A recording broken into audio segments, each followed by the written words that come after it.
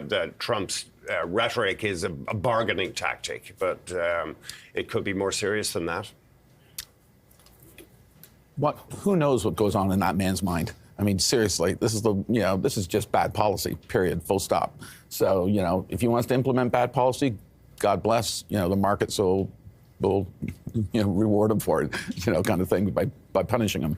I think that I agree with everything Warren just said. I'd say one thing though, we'll see, what we want is just to go away, right? That's what we want. We want no trade war. We want to just go back to more of a free trade type of arrangement if we can. I would have a minor point of contention here with what they just announced, which was dollar for dollar.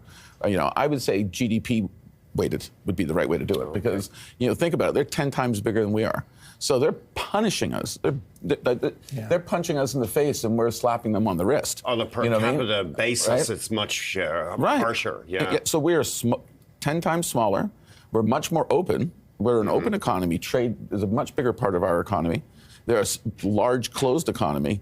If you want to get their attention, I think there has to be a bigger response. That being said, as an initial response, I think it's fine. And because what we really want is not to escalate this into, the 1930s, again, kind of thing. What we want to do is, can we give him a face-saving way? We'll tell, him how brilliant he is, and he won and he beat us, and whatever we can say, dear leader.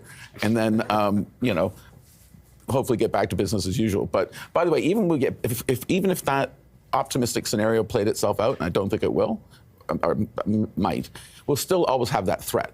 So we still, economically, Canada has to reorient itself over the longer term, not to be more integrated with the U.S., to be less, because they've proven themselves a bad trading counterparty.